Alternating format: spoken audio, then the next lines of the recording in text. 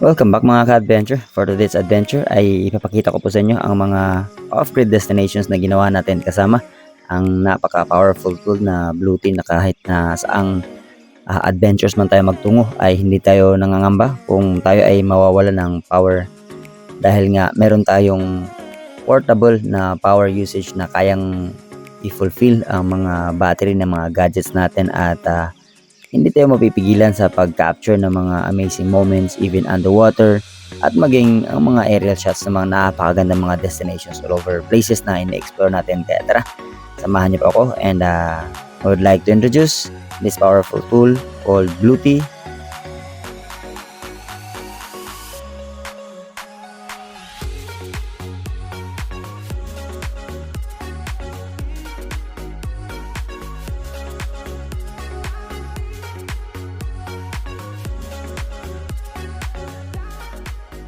Ayan guys, so ayan, mag-charge tayo ngayon gamit ang ating pangmalakasang power bank na si Bluetooth. Easy. Ayan. So nakikita natin, naka-digital na yun siya, no? Napakaangas. Shout out kay Bluetooth. Sana bigyan mo rin si Palawan Free Diving ng ganito. Para ano ba, pang ano namin kasi madami kami mag-expedition eh. So pwede ko itong i-introduce sa mga client ko. Aba. Look ko Shout out Bluetooth baka naman. Bluetooth Philippines. Philippines, Asia, Global, Bluetooth. Very nice, right? Awesome.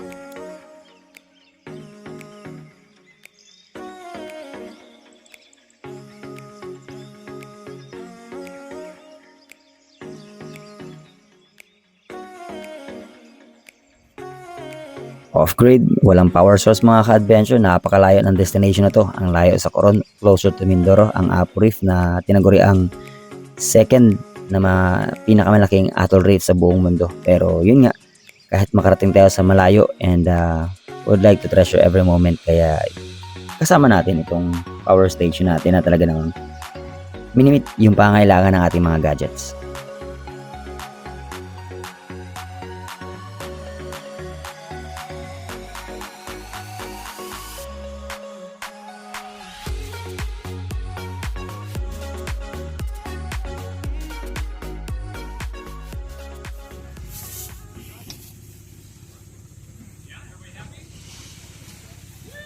Yeah, you should mention it's third day, right? Yeah, third day of using this Bluetooth, so powerful, even off grid. Still 50% left.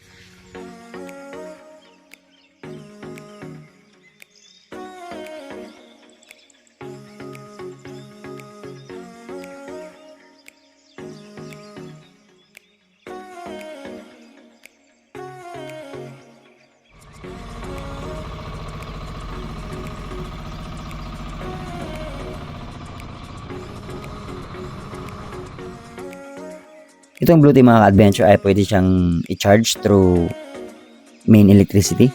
At pangalawa naman, meron po itong solar panels din. Pero hindi nga lang kasama nung pagbigay sa atin. Pero ito po ay may kasama kung inyo pong ipapurchase. And then, dalawa na rin yung kanya pong may nasaksakan ng regular socket at syempre yung pang USB type.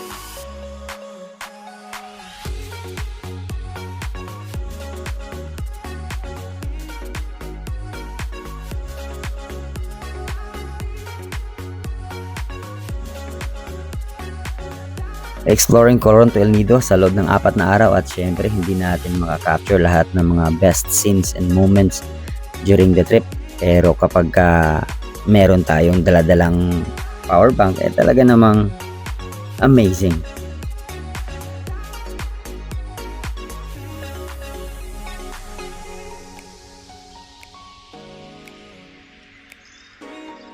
Hindi lang maliliit na gadget ang kayang i-charge nitong Bluetooth natin mga ka-adventure na 600 watts, even itong electric fan. Pero syempre kapag mas malaki yung mga power usage ay hindi niya na rin kaya. Pero may iba't iba pong products ng Bluetooth na talaga namang mararan kahit na mga refrigerator or mga heavy gadgets natin sa mga bahay. So kindly check the Bluetooth store nang sa ganun ay mamit ang inyong mga pangailangan concerning Bluetooth products.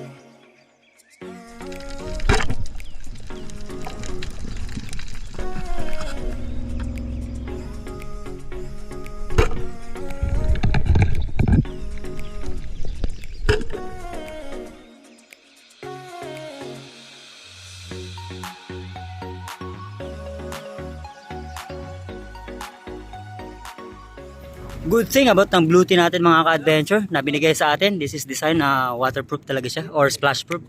Ayan. Wow! Ayan. So, kahit nasa off-grid adventure tayo, ay talagang sure na masusustain ang ating pong mga gadgets para pang charge. Pero hindi ko naman nina-advise na basahin talaga ito. Ito is just sample na talaga namang reliable ito. Kahit mag-travel man tayo nang wala siyang case na dala-dala, ay 100% safe pa rin siya. Dahil nga merong mga cover yung kanya pong mga sakit. Okay.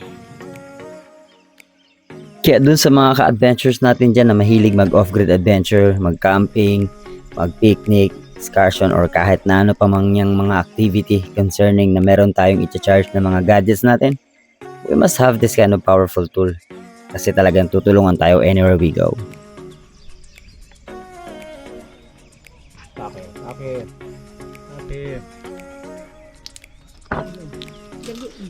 Init kayo.